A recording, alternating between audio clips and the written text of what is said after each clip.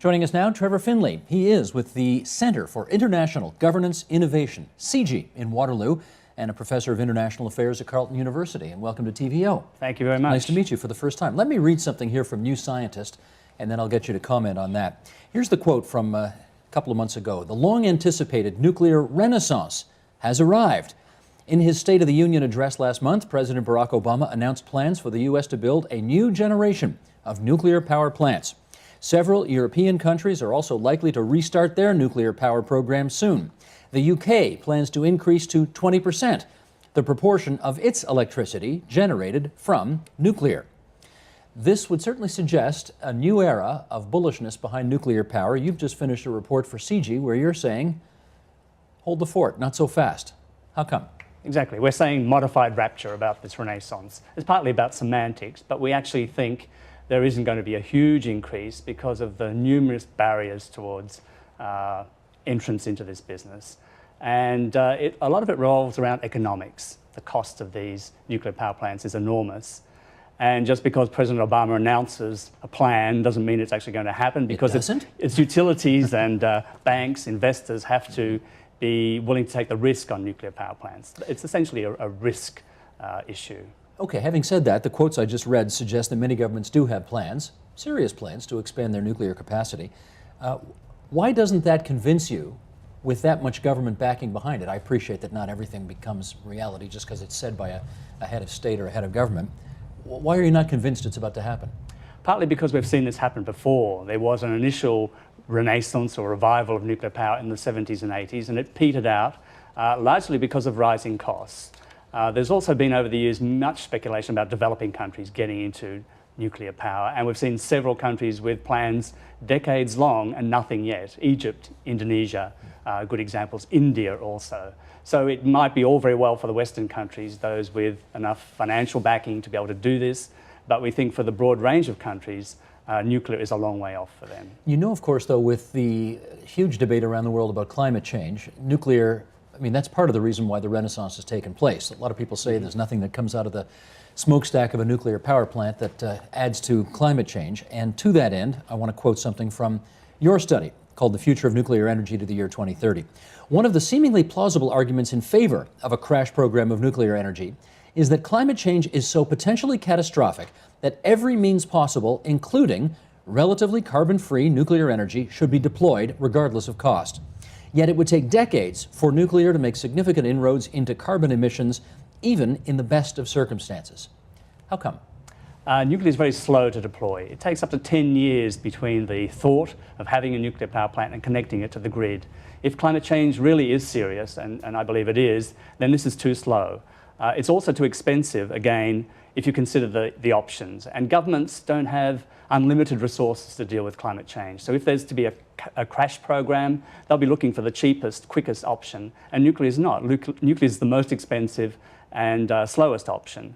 There's also the case that for every ton of carbon foregone, nuclear turns out to be the most expensive way of proceeding. There are much cheaper ways like solar and wind, if you're thinking about how much money it's going to cost to remove carbon emissions from the atmosphere. That's the financial argument, and you know, other energy experts have talked about you don't get baseline power from those. We're going to come back to that issue in a second, the whole issue of baseline power.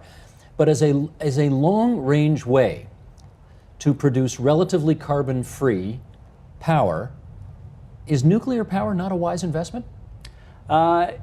Long range. In the very long range, it could be. Our study really looked to the year 2030, and there are a lot of barriers, things that could very well be overcome after that period. That was the period we're focusing on. So maybe to 2050, when plans are laid, some of the barriers are removed, that would be possible. But if there is to be catastrophic climate change, then we have to move much faster than that. So nuclear, by its very nature, is a very slow-moving technology. And we think that other technologies will learn very quickly. Costs will be lowered through what are called industrial learning rates, which are traditionally very slow for nuclear and have been very fast when it comes to things like solar and wind. But I think it's fair to say one of the reasons nuclear takes so long to bring to market is that there is an enormous environmental assessment process that nuclear power companies have to go through, and the public reaction to having these things in people's backyards, regardless of the better PR for nuclear lately, is pretty significant as well. If you were able to chip away at those two things, Maybe it's not such a long-range solution. Maybe it's a shorter-range solution. I still think the economics vastly outweigh the other arguments in favour. And speaking of public opinion, you often find that people who live near nuclear reactors are quite happy with more of them. Yes. They create local jobs, and so the companies are looking now to site the new plants near the old ones. So I'm not quite sure that that would be the barrier. It still seems to me that if governments, and most governments are very cash-strapped at the moment, are looking to the cheapest way to deal with climate change, then nuclear is not it. Okay, let me come back to baseload, which you just mentioned a minute ago. I know everybody's in love with renewables these days, and you know, solar and photovoltaic and wind, and you know, everybody's in love with that. But I have yet to hear an energy expert of significance say that that alone will get us what we need to make sure that the lights go on, or the heating works, or the air conditioning works on the hottest and coldest days of the year. Would you agree with that? I would. I mean, there are all sorts of barriers to these other alternative technologies as well. There are things like efficiency and conservation, dual heat uses, which can be brought into effect relatively quickly. But I guess what we're saying in our report is that we're trying to predict what governments will decide, and we think they will go for things like natural gas and so-called clean coal over nuclear to deal with this problem of energy supply in terms of baseload power. Now talk about public relations. Clean coal, does that really exist? I don't think it does, but of course the coal industry, like the nuclear industry, like to promote it. Clean natural gas does exist, of course, and if we're thinking about which way governments are going to move, I think they'll take the relatively easy way of clean natural gas, and the price of gas is dropping because of all these discoveries in shale and the ability to remove gas from shale that we didn't have only a few years ago. So and in some way it's regrettable that this will happen, and countries like China will continue to go for coal, for instance, because it's cheaper. They will try and clean up their plans to a certain extent, but still won't succeed as well as we might like. So there is a problem with baseload power. Some of it will be attenuated because of efficiencies, conservation, distributed energy systems, which are closer to the customer and smaller. And there, maybe nuclear will have a role in the form of small nuclear reactors, although we can discuss later on how difficult they are. But let me pick up on public opinion, because, okay, you're bullish on natural gas. The Ontario government right now would like to build a natural gas plant in Oakville. And the local member there is a Liberal, and he's getting killed on this. And even he's opposing his own government on this. And where there might be public opinion approval, even for those places where nuclear power plants exist, there sure doesn't here for a new natural gas plant. So again, where you might save some time with the gas plant because you think it's easier to build and cheaper than a nuclear power plant, the citizen opposition looks like it's not going to be. It looks like it's going to be far more difficult. So is your bullishness for natural gas really well founded? In the United States and the UK, I haven't heard about these problems. In Canada, there clearly is a problem. But you know, there are public opinion difficulties with all sorts of technologies. Wind, for instance, huge wind farms, people don't like them. They make too much noise. Even solar, they take up large amounts of land. But if climate change is the thing that's going to kick a decision into gear, then that opens up possibilities where public opinion at the moment really is against particular types of technologies, because governments will be forced to act, to make a decision one way or the other. Okay, let me follow up on the nukes now. On past programs here on TVO, we have talked about this sort of next generation of nuclear reactors. They're billed as safer, they're billed as more efficient. The management teams in place are billed as savvier, and they know how to operate these things bigger, they're safer, and so on and so forth. How likely do you think these third generation reactors are, or will lead to a significant expansion of nuclear power? Not whether it's advisable, but whether you think it's going to happen. It could certainly lead to increased sales of nuclear reactors in certain countries, and in particular the bigger nuclear reactors. We're talking about over 1,000 megawatts.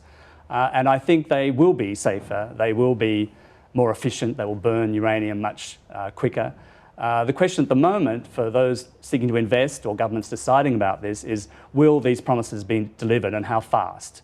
We've already seen the prototype, if you like, of this third generation plant being built in Finland, and already is experiencing huge delays, huge cost overruns, and a gentleman from Hitachi complained that actually they were using 1970s management techniques to build this new generation reactor in Finland. Whose is that? So it's Arevas. Arevas from France? Yeah, Okay. yeah, although all these things are done by conglomerates.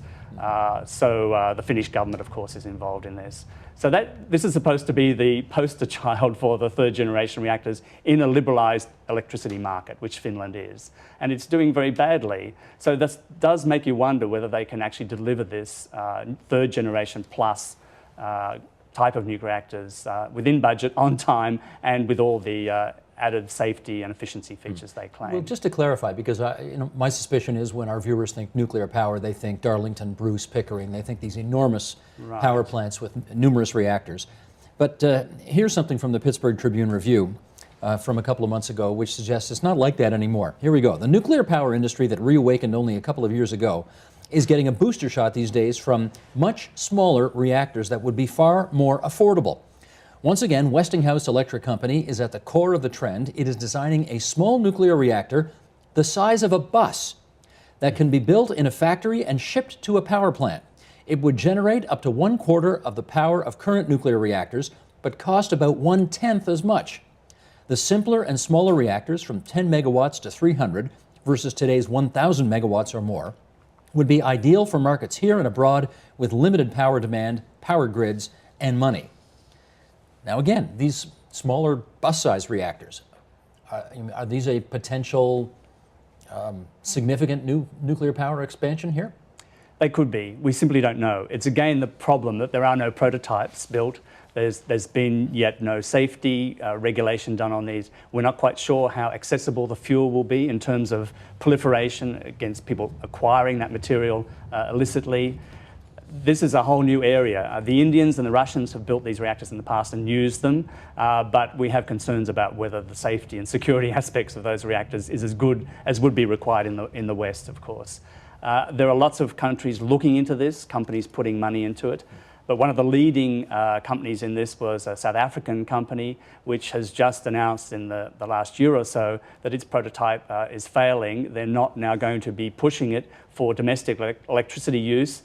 Because of safety concerns, they're going to be pushing it for use in very remote areas where safety may not be such a concern. Now, this was the pebble bed reactor. When you're talking safety, are you talking safe from terrorists, or are you talking just ordinary safe operation of the thing, or what? Safety, by safety we mean things blowing up of their own accord. By security we mean non-accessibility by terrorists. So safety and security are the two major concerns. And is there a security concern connected with this one? Yes, because they can be lifted and taken away. The smaller they get, the more likely they are to be mobile. That is a problem. In fact, the Russians are putting them on barges and floating them apparently to different ports to be used, and they'll float them away.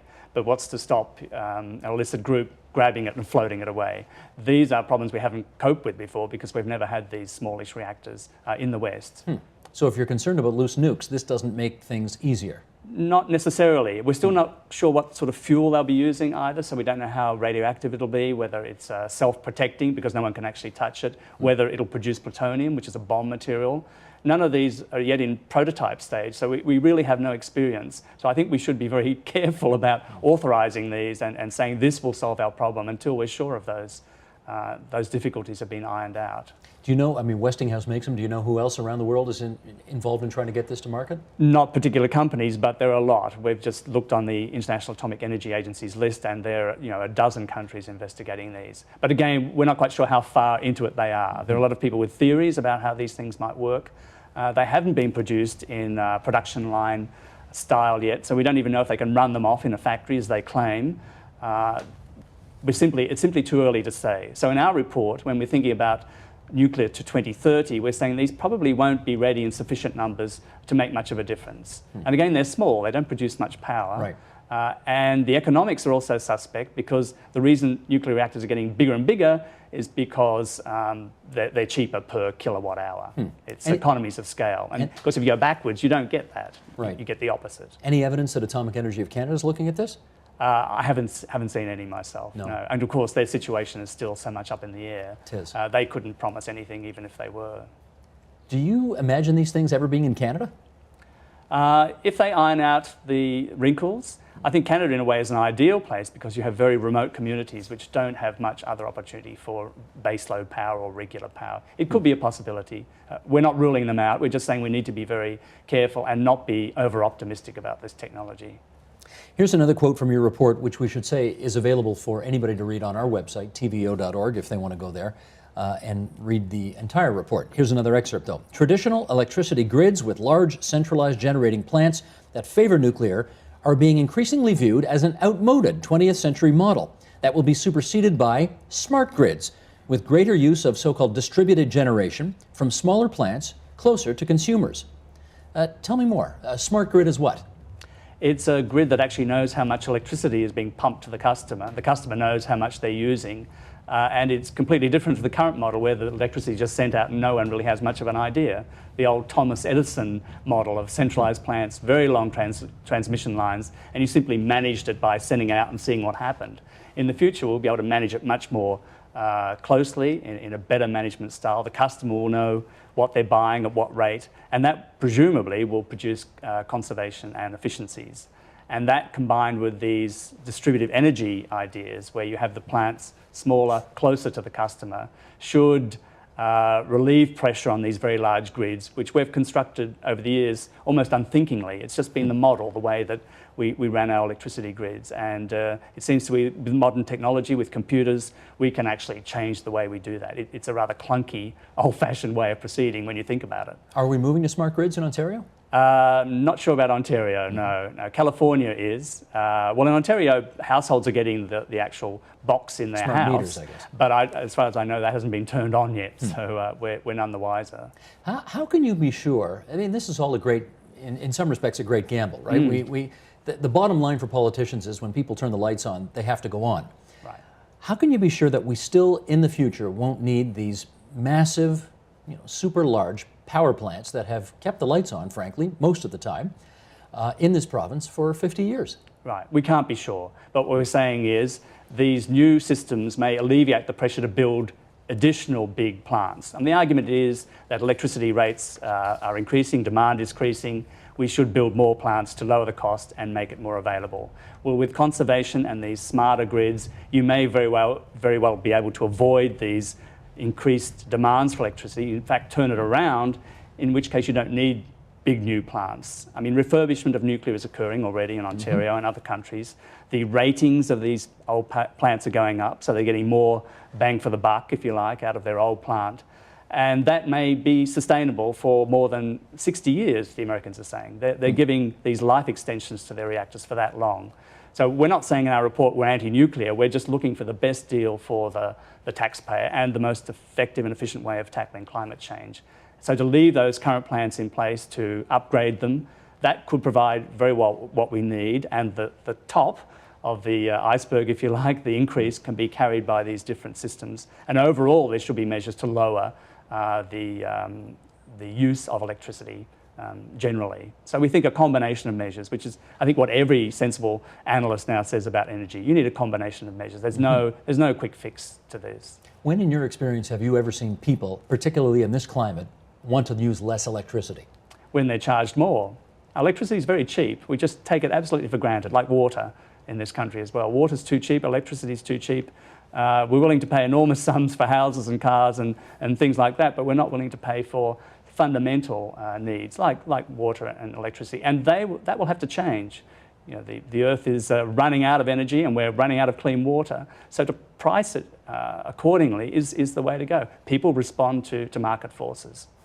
Okay, here from a CIGI report called Nuclear Energy and Global Governance. This quote: "A lesser nuclear revival than widely expected might appear to imply that there should be no concerns about global governance of nuclear energy.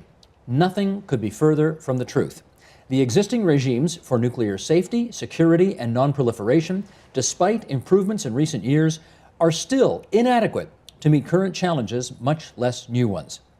Okay, go into that if you would a little bit. Why do we still need to be concerned? Well, we looked in our study at all the different regimes. There are three: one for security, one for safety, and one for non-proliferation of nuclear weapons. And we did an intensive look at all of them, and we discovered to our surprise that they weren't all in the best shape they might be. There were some surprisingly good elements, but all of them need attention right now, especially if there is going to be a revival. If we're wrong in our predictions and there is this revival, then they especially need to be strengthened, but in any event they need to be. On the question of nuclear weapons, for instance, we already know that the regime is not as strong as it should be because countries like Iran, North Korea have escaped the regime. They were only discovered too late after they'd already started to make the bomb. So we want to make that non-proliferation regime as strong as we can to prevent future Irans and North Koreas. And we need to deal with those problems as well. That's just one example. And the other areas are safety and security. Safety, we think, of the nuclear industry has improved since Chernobyl and 3 Mile Island. The industry has taken steps, but is by no means as robust as it could be. And we think more work needs to be done before we even consider increasing the number of nuclear power plants, particularly in developing countries. They're certainly not ready. Governance indicators for corruption and poor governance generally are frightening when you think of the needs for a regime to govern safety and security, above all for peaceful nuclear energy. Let me pick those apart. First of all, on safety. Would you agree that Chernobyl, the experience of Chernobyl, has almost nothing whatsoever to do with what's happened in Canada or the United States on the issue of nuclear power? No, I wouldn't say that. I think the industry is, even today, terrified that another Chernobyl anywhere will affect their industry. Their design was different, their safety was different, their security was different, their management was appalling. They made every mistake in the book. Exactly. The general public don't know that. They associate nuclear power with Chernobyl. And some of the systems in the United States still aren't as safe as they could be. There are recommendations from 3 Mile Island that still have not been implemented in the United States, according to the Nuclear Regulatory Commission. And they're the people who worry about safety most. And it's essentially a work in progress, safety and security. So one can never rest on one's laurels in this business. Sure. And the director of the NRC in the US has said that very thing. He said, what we don't want is a revival whereby we somehow assume that safety and security measures are fine now and we simply replicate them. We should be looking to build into new systems better safety and security as we go. Okay, on the issue of security, you've talked in your report about a so-called grand bargain between states that already have nuclear technology and states that don't. Explain that, if you would. Well, the states that already have them have reasonably good systems in place already for safety and security. What they're saying to the newcomers, the developing countries like Indonesia, Vietnam, is you can't really have nuclear technology for electricity generation purposes unless you put these systems in place. Now, that always really irks the developing countries. They've already heard it in the nuclear weapons area, say you should be verified to death, you should be inspected, and the developing countries say, no, you get rid of your nuclear weapons, then we're going to have all these more onerous restrictions on us. So it's part of this package that has to do with the non-proliferation of nuclear weapons, funnily enough, because the Western countries are saying, okay, we've stopped you getting nuclear weapons, now we want to put all these impositions on you, even if you build a nuclear power plant for electricity generation purposes. So there has to be a bargain. And so the bargain is that the Western states help the developing countries to put in place the proper systems, safety, security, non-proliferation, and the very big players which have nuclear weapons, the ones which have nuclear weapons and the biggest nuclear power industries, need to be taking further steps towards nuclear disarmament to break this nexus between nuclear weapons and civilian nuclear power. That requires, I presume, a level of trust which, I don't know about you, but I don't see in the world right now among those countries that would be required to participate in this grand bargain. Is that fair to say? Grand bargain? Yes, yeah. But you build trust over time. You build trust through verification, as Ronald Reagan famously said, trust but verify. Dobii no provia. Exactly. And that does work. You see how over time some countries just become more confident the system is working in their favour and will join in. So, could you see this grand bargain holding? You'd need a decade just to establish the kind of trust necessary to even talk about it. Yeah, it wouldn't be a bargain in my view if it didn't hold. that would be the whole thing, to construct it so that it actually was holding. And I can give you a good example of confidence building right now. Indonesia's just announced it will ratify the Comprehensive Test Ban Treaty. It's taken a long time to convince Indonesia that it was in its interests, given the region that it lives in, China and India, etc. This has just happened. And it was a matter of talking to the Indonesians and convincing them that this was actually in their own national interest.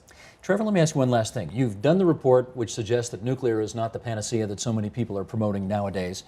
And yet, despite the cost, despite how long it takes, despite some public apprehension, this is an idea that doesn't go away. How come?